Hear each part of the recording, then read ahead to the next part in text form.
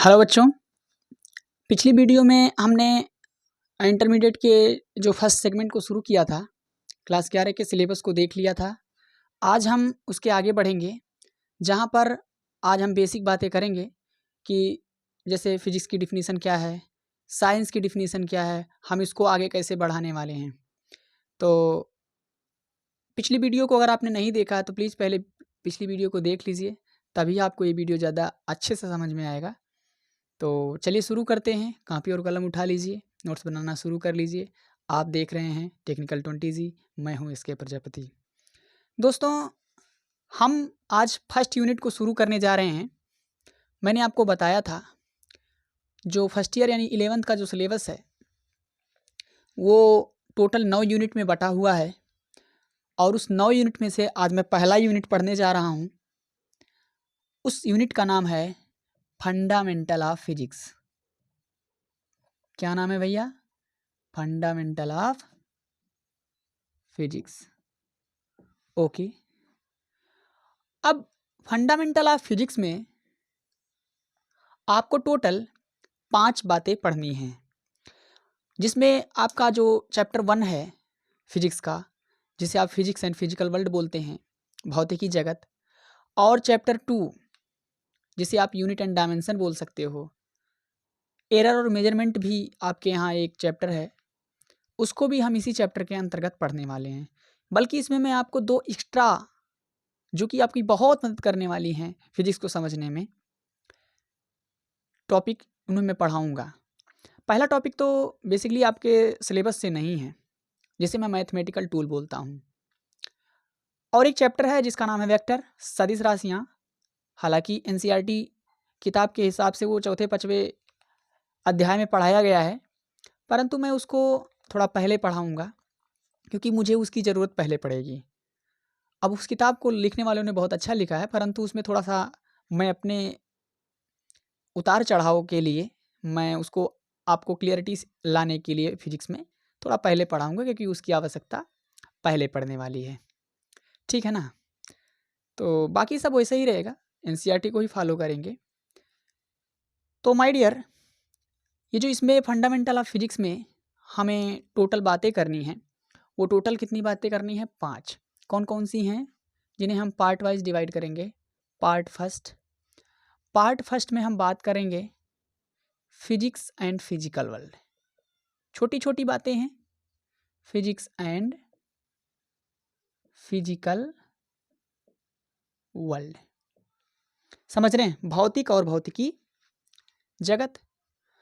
और part second है, part second में हम बात करेंगे मैथमेटिकल टूल।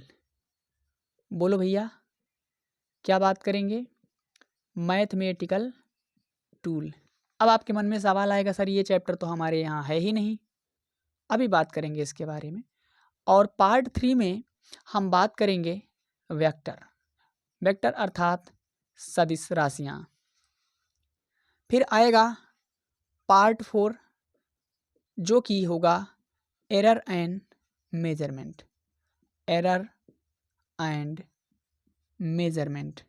एरर माने होता है त्रुटियाँ, और मेजरमेंट माने होता है मापन।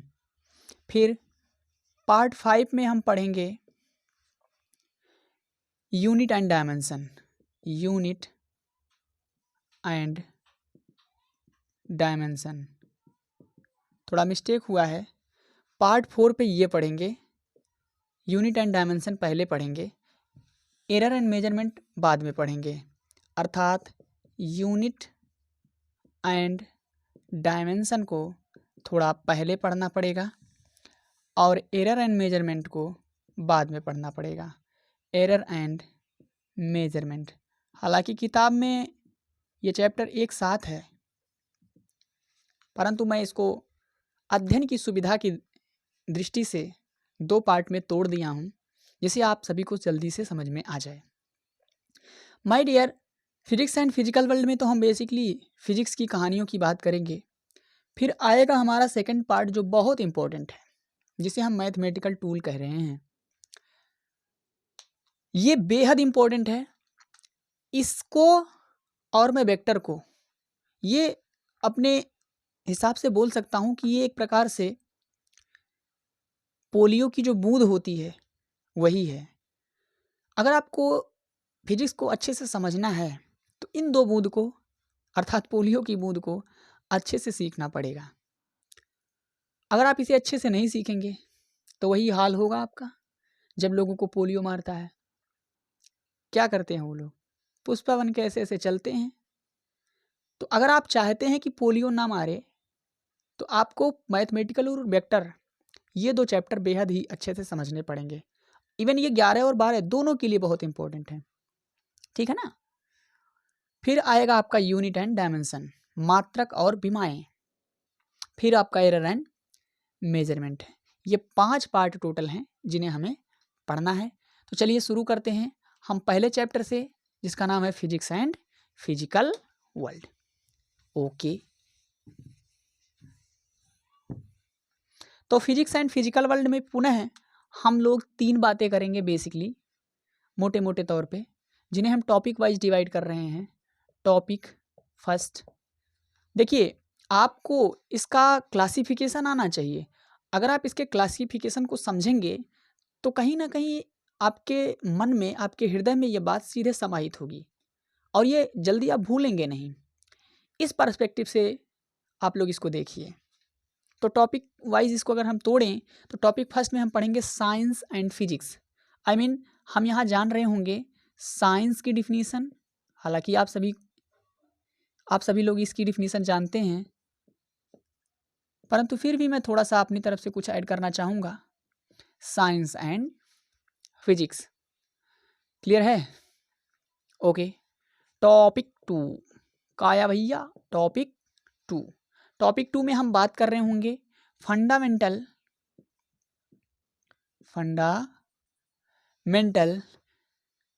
Forces in nature. मतलब हमारी प्रकृति में जो मूलभूत बल हैं जिन्हें हम इस साल पूरे मन लगा के पढ़ेंगे, उन बलों का परिचय हम लोग यहाँ पर जानने की कोशिश करेंगे। और हमारे पास तीसरा जो टॉपिक आएगा जिन्हें हमें समझना है वो है कंजर्वेशन प्रिंसिपल, संरक्षण का सिद्धांत। आप लोग बहुत सुनते हैं कि हई फलाना प्रिंसिपल है ना, momentum conservation, mass conservation, energy conservation. तो ये कंजर्वेशन प्रिंसिपल जो होता है, हालांकि हम इसको डिटेल में तो जब टॉपिक शुरू होगा तभी करेंगे, लेकिन ये कंजर्वेशन का कॉन्सेप्ट समझाने की आपको कोशिश करेंगे। संरक्षण का सिद्धांत होता क्या है इसका मोटे मोटे तौर पर आइडिया देना आपको कोशिश करेंगे। तो ये हम 3 टॉपिक में इसको ब्रेक कर रहे हैं और इन 3 टॉपिक में से हम सबसे पहले आपको पढ़ाने जा रहे हैं साइंस एंड फिजिक्स। तो हेडिंग लगाइए आप लोग पुनः, साइंस एंड फिजिक्स। आपको ये बात क्लियर तो हो रहा है सर, हम टोटल फिजिक्स में 9 चैप्टर पढ़ने वाले हैं। 9 चैप्टर में से पहला चैप्टर शुरू हो चुका है। पहला चैप्टर क्या है? Fundamental of physics. अब इस पहले चैप्टर के अंदर हम टोटल 5 बातें करने वाली हैं। कौन कौन सा? फिजिक्स एंड फिजिकल वर्ल्ड, दूसरा मैथमेटिकल टूल, तीसरा वेक्टर, चौथा यूनिट एंड डायमेंशन, पांचवा एरर एंड मेजरमेंट। आई बात समझ में? अरे बोलो। फिर इसके बाद हम पहले अगर टॉपिक में जाएं जिसका नाम है फंडामेंटल ऑफ फिजिक्स, तो उसमें पुनः 3 बातें करने वाले हैं, फिजिक्स एंड फिजिकल वर्ल्ड, कहिए ना, साइंस एंड फिजिक्स। और दूसरी बात इसमें करने वाले हैं फंडामेंटल फोर्सेस इन नेचर, और थर्ड बात है हमारी कंजर्वेशन प्रिंसिपल। तो साइंस एंड फिजिक्स शुरू करते हैं बातचीत को, यहाँ से हमारी पढ़ाई शुरू होगी। तो पहली जो टॉपिक हमें सीखनी चाहिए वो सीखनी चाहिए साइंस। साइंस क्या होता है? व्हाट इज साइंस, जिसे हिंदी मीडियम के विद्यार्थी बोलते हैं विज्ञान। विज्ञान क्या है? तो आप लोग विज्ञान की डिफिनेशन बताने की कोशिश करिए, आप लोग मन में सोचिए। तो जहाँ तक मुझे उम्मीद है कि आप लोगों के मन में शायद विज्ञान की डिफिनेशन आ गया होगा। अब आप सोच रहे होंगे सर जी विज्ञान का डिफिनेशन हमें जो आता है क्या वो चलेगा? निस्संदेह चलेगा, क्यों नहीं चलेगा? जो आपने सीखा वो अच्छा सीखा होगा। अब हम इसमें थोड़ा सा कुछ ऐड करते हैं। क्या ऐड करेंगे? पहले तो मैं आपको एक बात समझा दूं।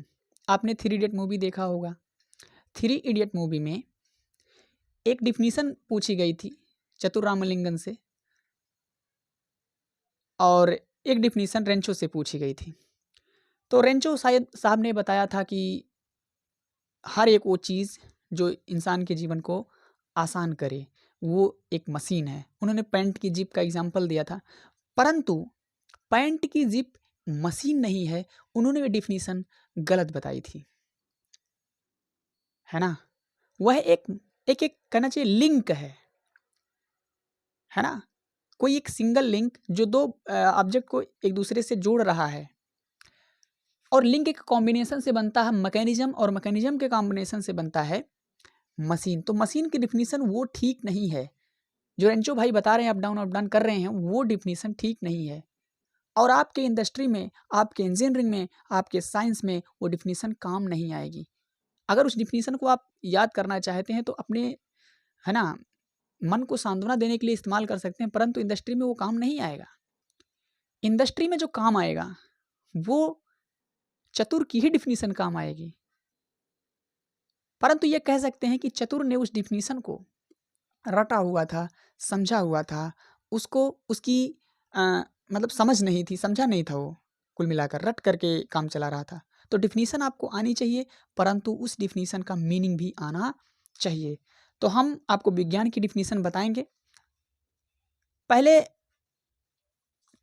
जो आपके मन में डिफिनीशन आ रही होगी कुछ कुछ कि सुव्यवस्थित सुसंगठित क्रमबद्ध ज्ञान को विज्ञान कहते हैं, हिंदी मीडियम के विद्यार्थी ज़्यादातर ऐसे बोलते हैं, परंतु उसमें मैं थोड़ा सा ऐड कर रहा हूँ। आप लोग प्लीज़, मैं पहले हिंदी में लिखता हूँ, उसको समझिए पहले, है ना, क्योंकि उसमें बहुत सारी बातें मैं इसमें ऐड कर देता हूँ। ओके, तो माय डियर, विज्ञान की डिफिनीशन ये है कि प्राकृतिक घटनाओं और रहस्यों को समझने हेतु क्रमबद्ध प्रयास करना तथा उससे प्राप्त होने वाली जानकारी का प्रयोग किसी प्राकृतिक घटना या फिर परिघटना के पूर्वानुमान यानी कि प्रिडिक्शन करने में, उसे संशोधित करने में अर्थात मॉडिफाई करने में, तथा नियंत्रित करने में अर्थात कंट्रोल करने में इस्तेमाल करना ही विज्ञान कहलाता है। अब इस पूरे शब्द का मतलब समझाता हूँ। देखो भाई, हमारे आसपास बहुत सारी प्राकृतिक घटनाएं हो रही हैं, है ना, जिन्हें आपको समझना है। तो वही लिखा है कि प्राकृतिक घटना और रहस्यों को समझने के क्रमबद्ध प्रयास करना। अब मान लीजिए जैसे चिड़िया उड़ती है, तो हम पहले उसको समझने की कोशिश करेंगे कि चिड़िया कैसे उड़ती है, इसके पीछे का क्या रहस्य है ना। यही तो लिखा कि रहस्यों को समझने के लिए प्रयास करना। हम चिड़िया के उड़ने के पीछे के रहस्य को पहले क्या करेंगे, जानने की कोशिश करेंगे, प्रयास करेंगे। फिर उससे जो जानकारी मिलेगी उसका प्रयोग करेंगे पूर्वानुमान लगाने में कि यार हो सकता है कि चिड़िया के पास ऐसा पंख है इसलिए उड़ती हो, तो हमारे पास अगर ऐसा कोई डिवाइस हो जिसके पास भी पंख हो जो ऐसे ऐसे कर सकता हो, वो भी उड़ सकता हो। तो हम अनुमान लगा रहे हैं। तो पूर्वानुमान लगाया, फिर उस पंख को, यानी कि चिड़िया के पास तो पंख होता है, तो हम अगर चाहें तो कि अगर चिड़िया सीधे उड़ती है तो क्या हम उसके पंख को ऐसा कुछ बदलाव कर सकते हैं, कुछ ऐसा मॉडिफिकेशन कर सकते हैं, कुछ ऐसा संशोधन कर सकते हैं जिससे वो ऊपर नीचे भी आ जा सके। और फिर हम जब सब कुछ कर लेंगे, ये प्रिडिक्शन वगैरह कर लेंगे, संशोधित कर लेंगे उसको, तब उसको अपने हिसाब से कंट्रोल भी कर सकते हैं। और इस पूरे प्रोसेस को हम कहते हैं साइंस। यानी कि एक प्राकृतिक घटना को देखो, उससे जो जानकारी मिलेगी उसका आप इस्तेमाल करो पूर्वानुमान करने में। पहले अनुमान लगाओ कि ऐसा ऐसा होता होगा या ऐसा हो सकता है, फिर उसको थोड़ा मॉडिफाई कर दो, संशोधित कर दो, फिर उसको कंट्रोल करके अपने हिसाब से उस घटना परिघटना को अपने फेवर में कर सकते हो आप। और ये पूरा प्रोसेस कहलाएगा विज्ञान। ठीक बात है। इसको थोड़ा सा एक बार आप समझने की कोशिश करिएगा, 2-3 बार इस बात को समझने की कोशिश करिएगा, क्योंकि ये जल्दी आपके हलक में उतरेगा नहीं, क्योंकि बचपन से आपको आसान डिफिनीशन याद करने की आदत सी पड़ गई है। ओके, तो आशा है कि आपको ये बात समझ में आ रही होगी। चलिए, तो ये हमारा हो गया विज्ञान का डिफिनीशन। आप लोग इसका स्क्रीनशॉट ले सकते हैं। मैं हट जाता हूँ प्लीज़। 1 2 3 4 ओके। चलिए, तो फिर अब आगे बढ़ते हैं। हम साइंस के अंदर जब जाते हैं तो हम बेसिकली नेचुरल साइंस की स्टडी करते हैं। और इस नेचुरल साइंस में डियर हमारी जो कहना चाहिए ब्रांचें हैं हमारी जो नेचुरल साइंस को समझने के लिए हमने जो इसको बांट रखा है वो 3 साइंस में बांट रखा है। पहला है फिजिक्स, पहला क्या है? फिजिक्स, आई मीन भौतिक विज्ञान, है ना। और दूसरा है केमिस्ट्री, जिसका हिंदी में नाम होता है रसायन विज्ञान। और तीसरा है लाइफ साइंस, लाइफ साइंस, जिसे आप लोग बायोलॉजी भी कहते हैं, जीव विज्ञान। ठीक बात है ना। अरे लाइफ साइंस को ही बायोलॉजी भी कहा जाता है। तो ये विज्ञान की आपको मैंने पूरी बात बताई है। क्या आपको बात समझ में आई? आगे बढ़ सकते हैं? ओके, चलिए आगे बढ़ते हैं। फिर हमारे पास आता है एक नोट, छोटा सा नोट। उस छोटे से नोट को अपन समझेंगे। क्या है वो नोट? आइए देखते हैं। 2 रुपए का नोट है, 4 रुपए का नोट है। तो नोट है ये। There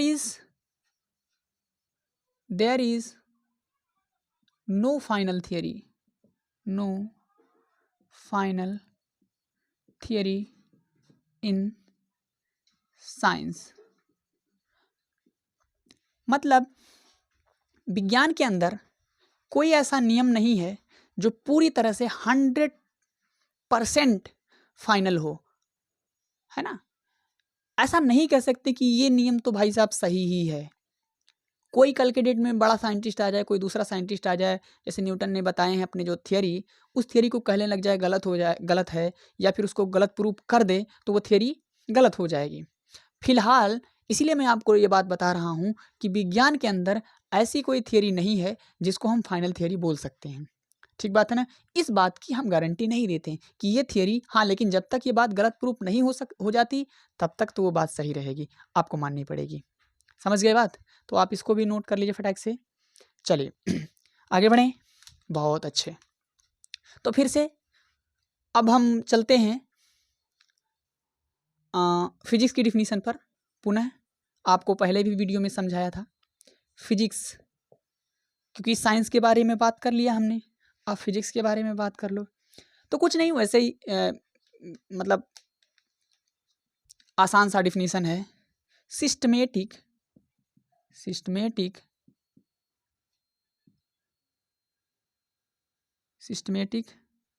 study of physical world is called physics. Systematic study, व्यवस्थित अध्ययन, फिजिकल वर्ल्ड का व्यवस्थित अध्ययन ही क्या कहलाता है? फिजिक्स कहलाता है, भौतिक विज्ञान कहलाता है। भौतिक जगत का एक व्यवस्थित अध्ययन, एक पैटर्न में अध्ययन फिजिक्स कहलाता है या भौतिक विज्ञान कहलाता है। आपको बात समझ में आई? ठीक है ना। आगे बढ़ें। चलिए दोस्तों, आज हम इतना ही रखते हैं। आशा करते हैं कि आपको इतनी बात समझ में आई है। तब तक आप इसको देखते रहिए, आगे हम अगले वीडियो में कंटिन्यू करेंगे। धन्यवाद।